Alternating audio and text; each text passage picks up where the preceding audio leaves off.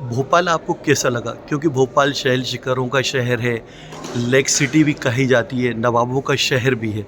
तो किस तरह लगा भोपाल आकर आपको? तो भोपाल जब मैं पहुंची, एयरपोर्ट से प्रीति ने हमको लेने आई और जैसे हुआ सीधा होटल में वी अराइव्ड। प्रीति ने बोल रही थी कि चलो बाहर चलते हैं। मैंने ठीक किया कि नहीं, बाहर नहीं जाएंगे, कारण because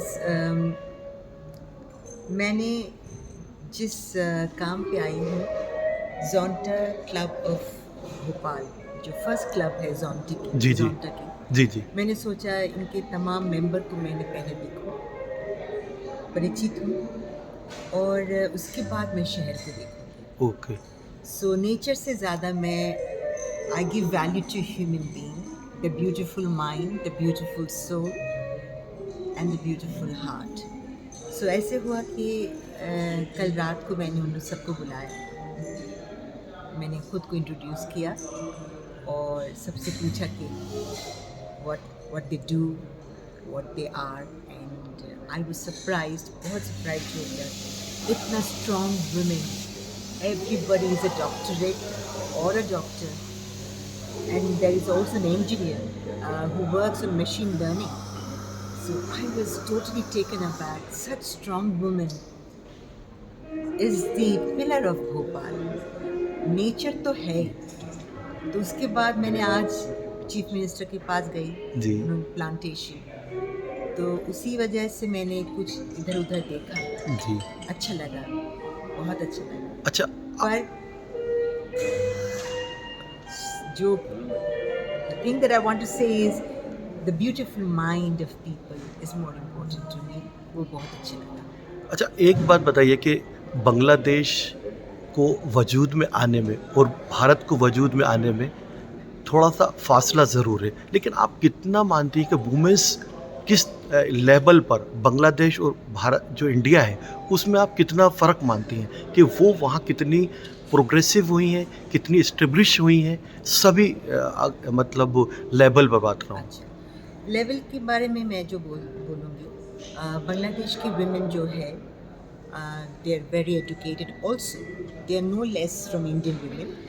India is a highly populated country, okay, बहुत पॉपुलेटेड है। ओके, उसी हिसाब से Indian women very progressive, and to say that women in Bangladesh is also not behind.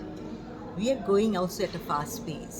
हमारी जज है, हमारी प्राइम मिनिस्टर लेडी है, हमारी ऑपोजिशन पार्टी लेडी है, हमारी बहुत सारी जजेस है, दे आर वीमेन, डॉक्टर्स है women. It's they are progressive. जो पहले 20 साल पहले थे और 20 साल बाद जो अभी हो रहे हैं, बहुत फ़र्क है। Women are coming up and they are not leaving men behind. They are walking with the men beside them.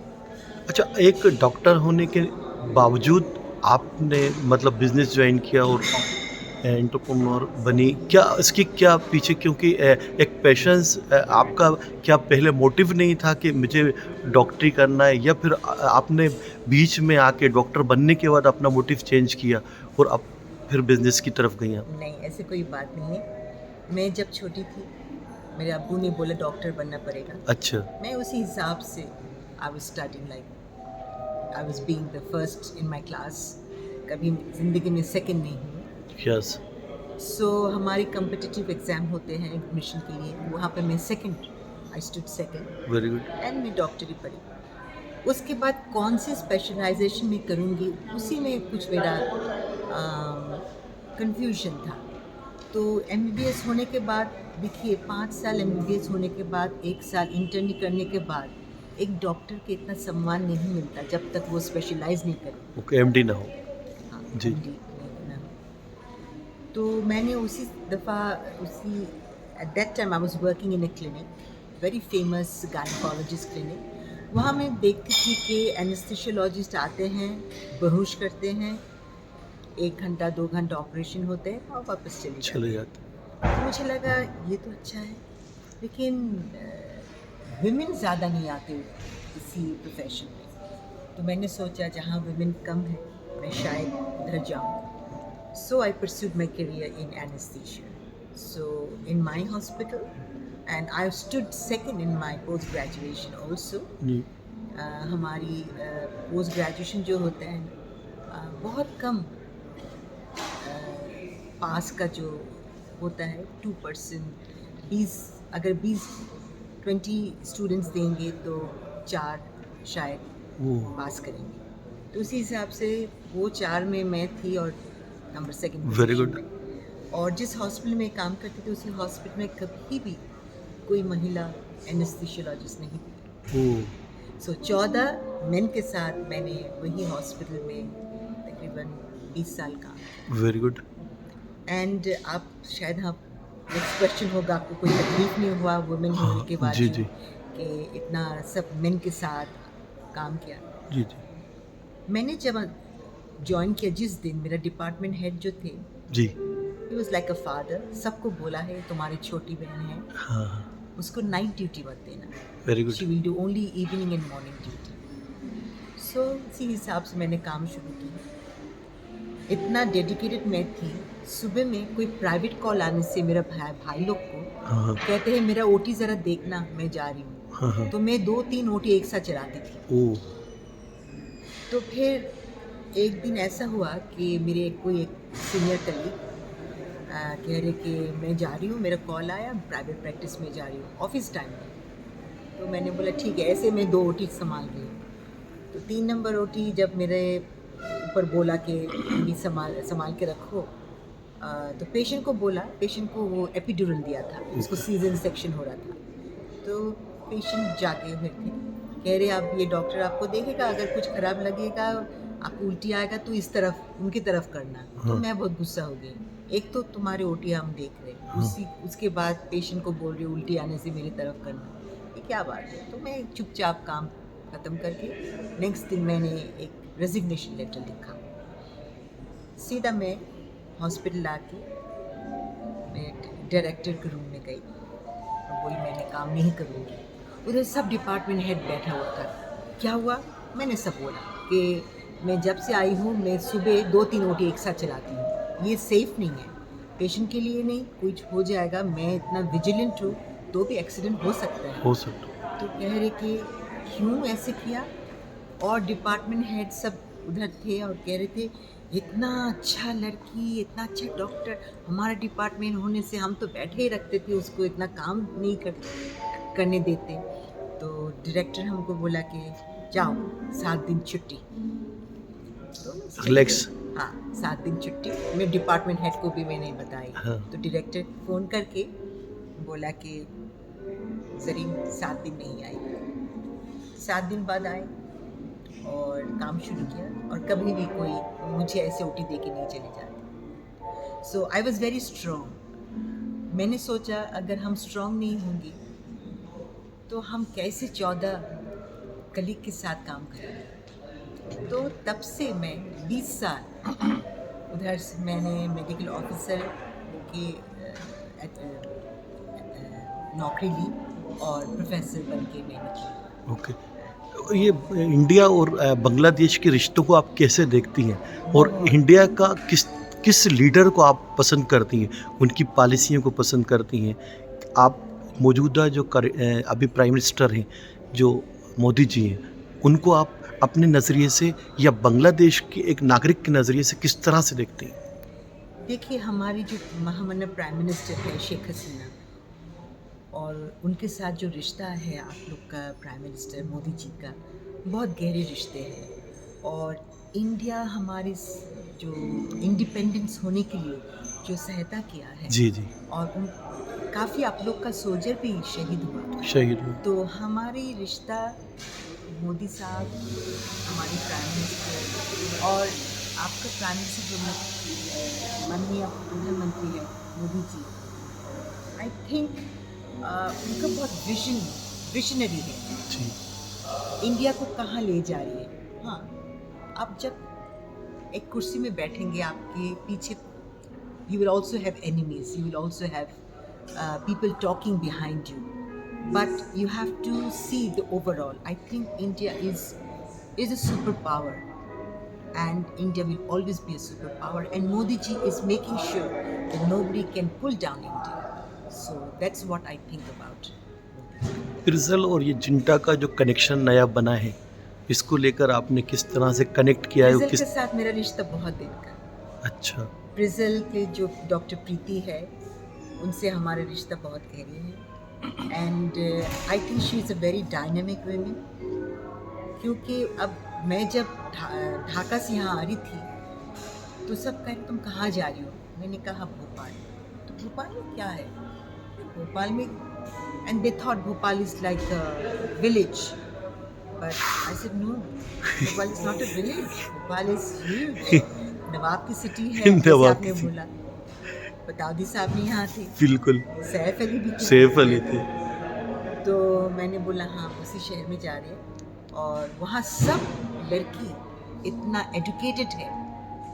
I am going there because I want to see the members of जोंटा।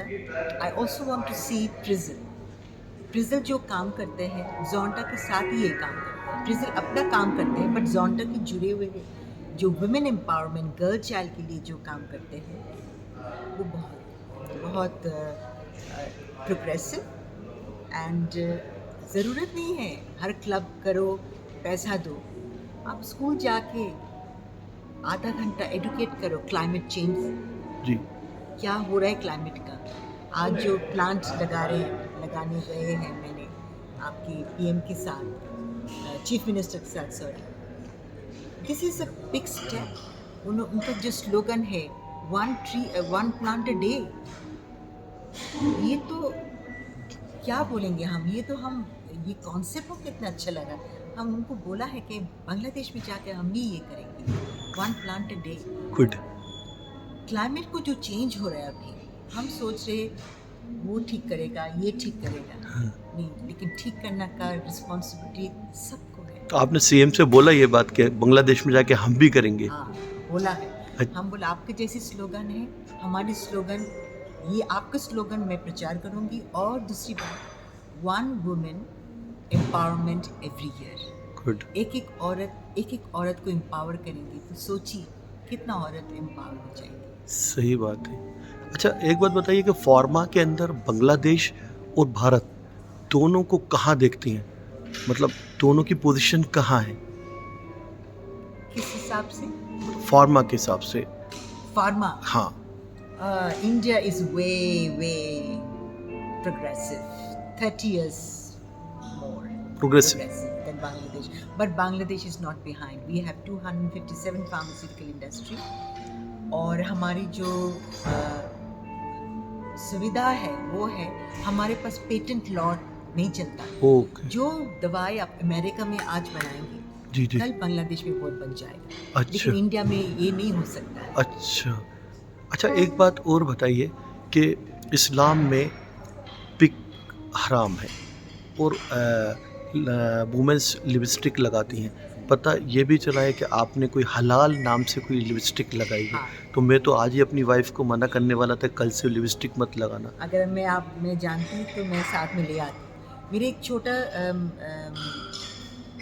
Pharmaceutical है Malaysia में, Kuala Lumpur में। तो मैंने काफ़ी research किया कि हलाल cosmetics, तो रिसर्च करके देखा कि एक ही कॉस्मेटिक से जो मैं इंजेस्ट करती हूँ, मैं खाती हूँ, इनर, हाँ जो हराम है। जी जी। तो लिपस्टिक कैसे बनते हैं? लिपस्टिक बनते हैं वैक्स से, पिगमेंट से, और अल्कोहल से, और एनिमल फैट से। तो एनिमल फैट क्या है मैं नहीं जानती, पिग फैट भी हो सकता है। हाँ, हो सकता तो मैंने सोचा अगर हम उसको वेजिटेबल फैट में ले आए, जी जी। शायद जो मुस्लिम औरत है हमारे देश में और जहाँ जो नमाज़ पढ़ते हैं, वो इस्लाम की गाइडलाइन में वो लिपस्टिक के अंदर पानी जाते हैं, तो वो लगा के वो नमाज़ पढ़ सकते हैं।